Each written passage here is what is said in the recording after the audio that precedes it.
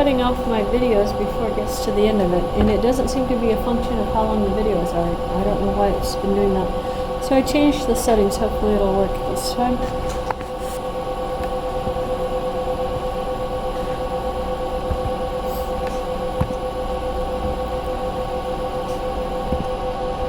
Okay, section 1.3 is what we're covering today. Section 1.3 begins on page 42 in your textbook, which reminds me, have you gotten your textbook yet? Yeah. Did you give me my copy back? Who has it? Oh, Amanda has it. Sorry. Yeah, Amanda has it. Okay. Has she gotten it yet? Do we know? She's sick. I don't know. You don't think she's gotten it yet? Okay. Just checking. I know Dalton also is looking for one, and if she had gotten his, and he's going to Dalton. Oh well. You guys should know by now, I know where people sit and who has what based off of where you sit. So I don't blame things on you if you sit in someone else's chair. Just so you know. Yeah. And Elise is confusing me because in history math she was up here and that's the only place to sit. Yeah. There are 18 out of, and there are 24 chairs in the classroom, so that is a very full class. Yeah. Yeah. There are no extra spaces, and if one of the chairs breaks, then you're in trouble. Yeah. Okay, so let's look at these sequences. We have the sequence 1 over n and the sequence 3 over n. If I add them together, what do we get?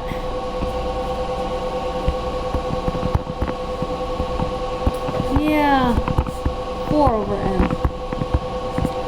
How about if I subtract them? Negative, yep, we can have a negative. Negative 2 over n. What if I multiply them together? 3 over n squared. And if I divide them, I get 1 over n times n over 3, right? 1/3, a constant sequence. Okay, it's still a sequence. So, addition, subtraction, multiplication, and division is done term by term. You don't just pick any terms and multiply them by any other terms. It's by term. Question?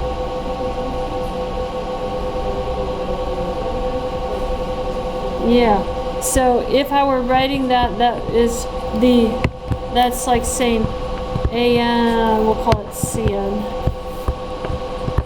is equal to 1/3. So that would be C1 is 1/3, C2 is 1/3, C3 is 1/3.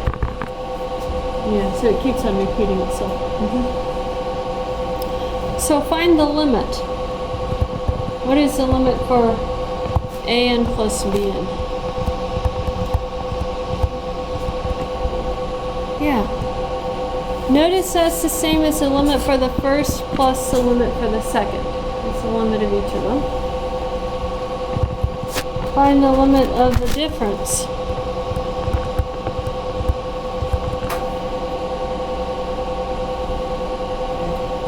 -0, which is still 0. Yes. So it's still the difference of the two limits. How about the product of it? Yeah, it's still 0. This is 0 times 0. How about this last one? Limit as n goes to infinity. And over bn. Yeah, it's 1/3. That didn't follow my pattern. It's not 0 divided by 0. It's because 0 divided by 0 is one of our undefined things. You have to simplify before you do it. So you can't make it a over b if b is equal to 0. So your limit is a over b when b is not equal to 0 when you're doing the division. So you have to worry about that. Okay, that was our motivation. Now, we want to find the limits of these. This is the beginning of calculus, Calc 1 for you guys. A little bit of in Calc 2, we talk about this also in Calc 2.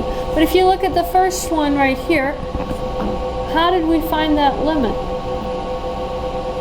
Divide everything by the highest power of n, right? And the highest power of n is n cubed, so we have 1 minus 100 over n plus 1 over n squared minus 58 over n cubed. Divide that by 2 plus 65 over n squared plus 69 over n cubed. And where do each of these terms go as n goes to infinity? 0. So what was our limit equal to? 1/2. And that's how we did that. That was number 1. If I look at number 2, that one's a little bit harder because I have the square root of n plus 1, and where does that go as n goes to infinity? Infinity. How about the square root of n? Infinity. What's infinity minus infinity? Undefined. You can't subtract infinites either because one could be tons more infinite than the other, so you have no idea how far off they are on their answers. So watch what we did in this case. We multiplied by a very convenient value.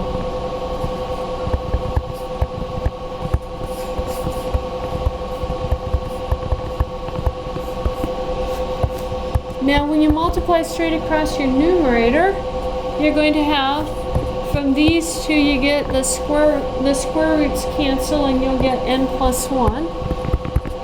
From the inside, you get the square root of n plus 1 with a negative, and then from the outside you get the square root of n plus 1, but it's positive. So what happens to those two terms?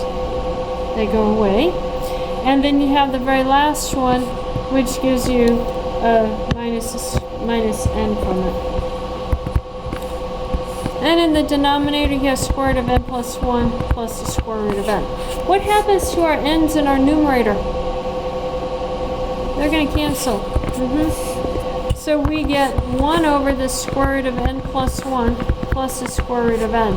Now, what happens to the denominator here as n goes to infinity?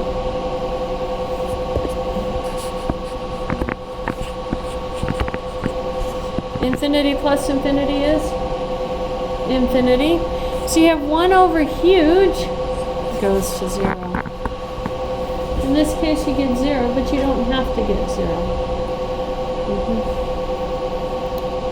Any questions on that?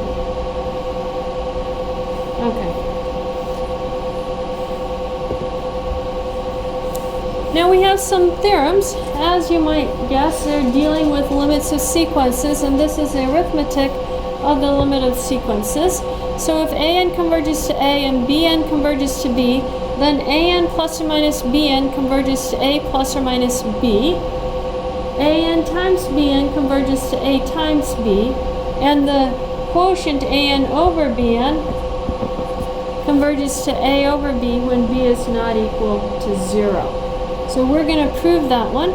I am going to prove number 2 and number 3, and then you guys are going to prove number 1 and number 2. Number 1 both for the plus and the minus on it. Okay? So I'm going to do the hardest proofs first. I'm actually going to do number 3 first. That is the most difficult one of all of them. What's the hypothesis statement here?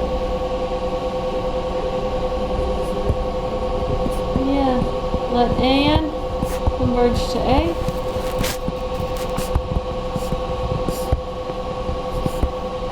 and bn converge to b.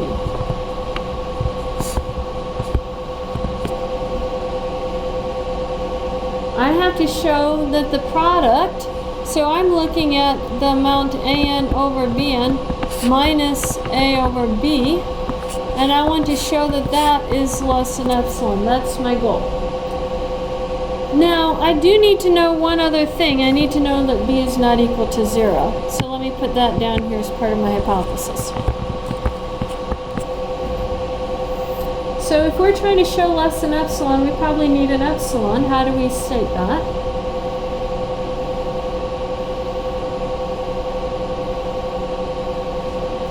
keeps epsilon greater than 0. I'm going to leave a whole bunch of room, and I'm going to come back and I'm going to fill that room up. And I'm going to go down and look at an over bn minus a over b. We have fractions. What would you suggest we do with fractions? Common denominator.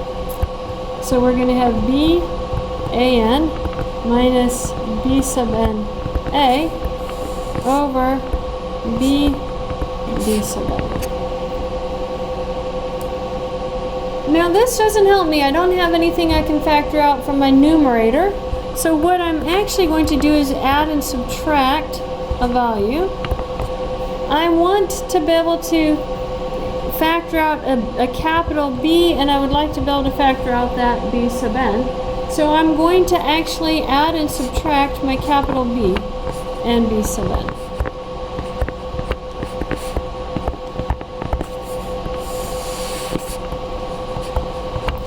And if you tell me I would never have thought about doing that, I'm sure you would have, given enough years.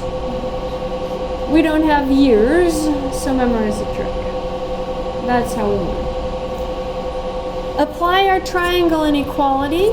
That's going to be less than or equal to b a sub n minus b sub n all over b sub n plus b sub n minus b sub n a. Down too far. All over b sub n. On that first fraction, is there anything that we can factor out? The capital B.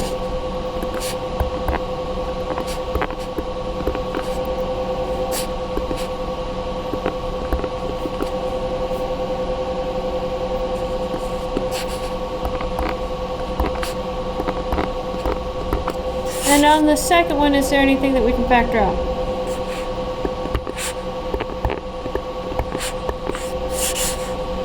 Now notice that I didn't choose my inequality quite right,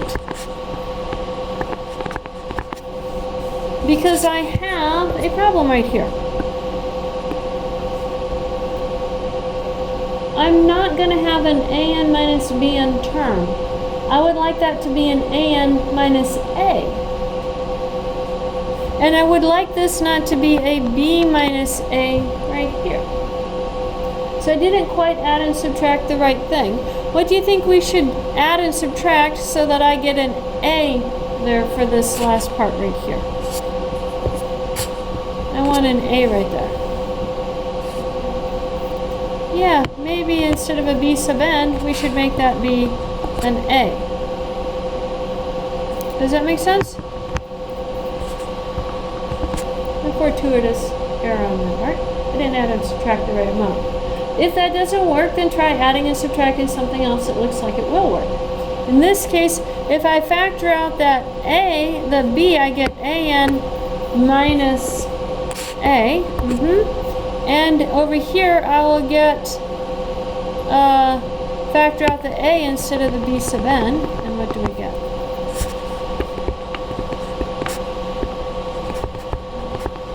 B minus b sub n, which is the same thing as b sub n minus b when it's an n sub value. Question? Why were you able to change it to a? Because I get to choose what I'm adding and subtracting right here. This was my choice. Oh, So I changed it. Yeah, I went back and fixed it. Okay. So that's my choice on it. I can choose what I want those middle terms to be. So if it's not working the way you chose it, then choose something else that does work. Yeah. Now, unfortunately, I'm running out of paper, so let me go get another piece of paper. To wait for it to pop up. There we go.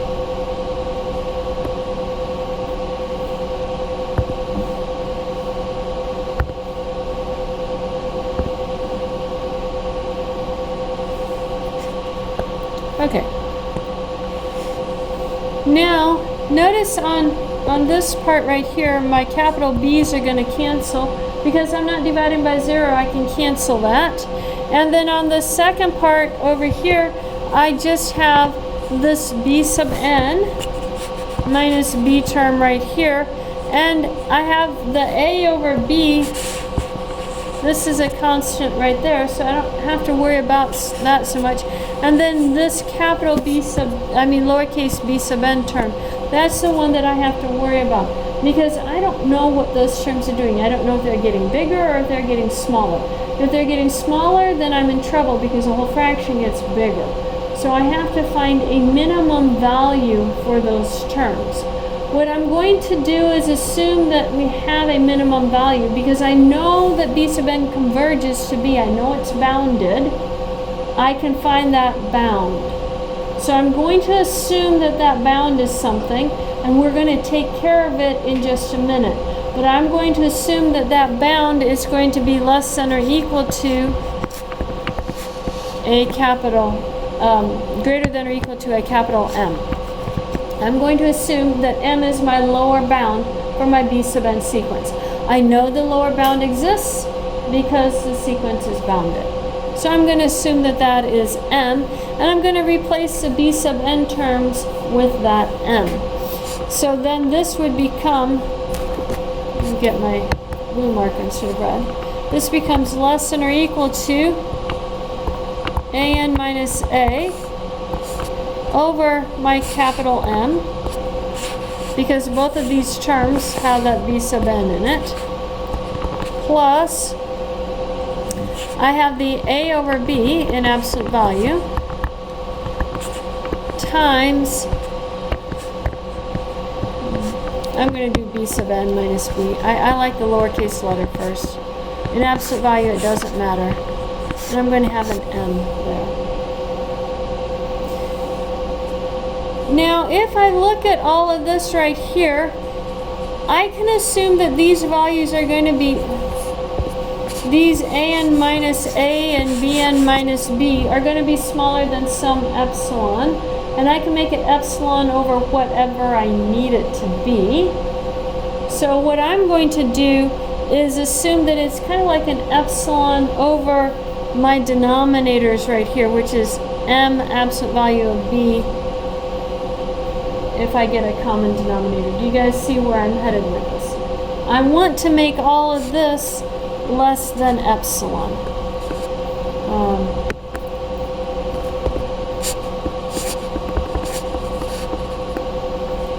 So I have to figure out what I need to be plugging in here for these two terms so that the whole sum ends up being something less than epsilon.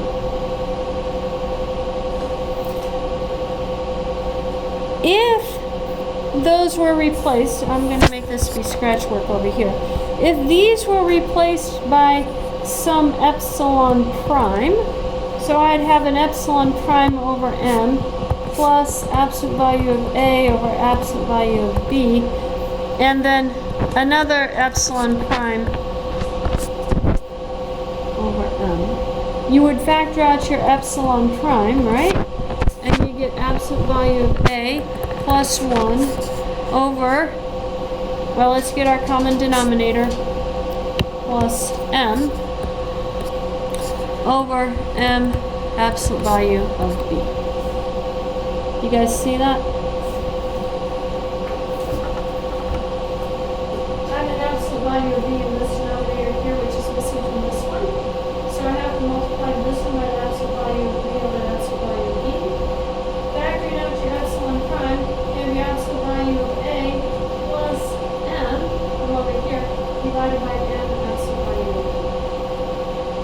Okay, I just got a common denominator. I want all of this to be equal to epsilon. So what should epsilon prime be equal to? Solve this equation right here. All of that equal to epsilon. That means epsilon prime is epsilon divided by that sum, right? Yeah, that's what we're going to use. So let's go back up here and put all of that information in. Let epsilon prime be equal to, I didn't remember what this sum was.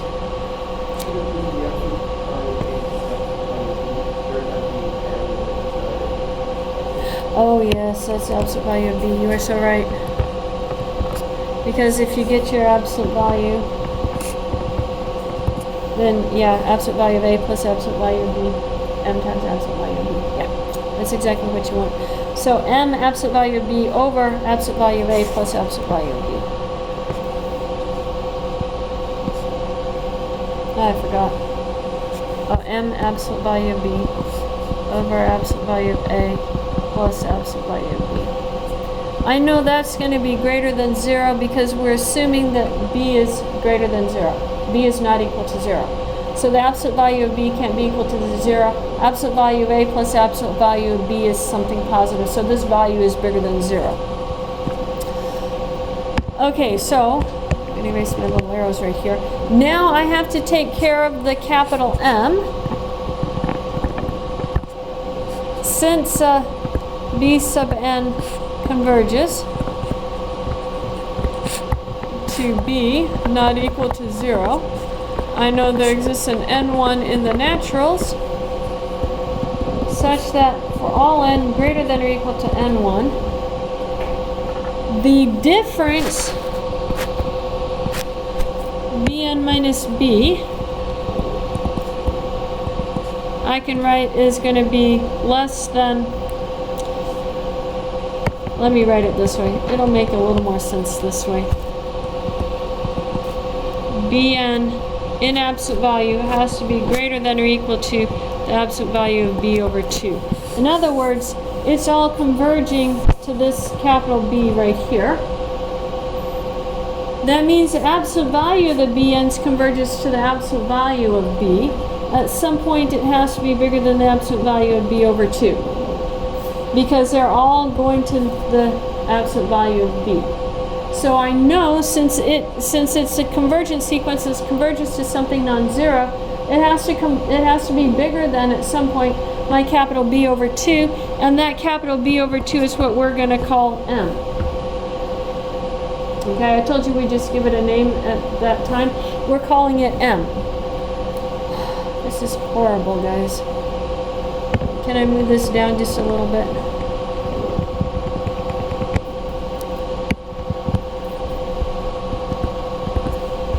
So, absolute value of Bn is greater than or equal to the absolute value of B over 2, which we're calling our M. That's our N1. Also, since Bn converges, there exists an N2 in the naturals, such that for all n greater than or equal to N2, we have Bn minus B is less than epsilon prime, which we've defined to be up above. And since An converges,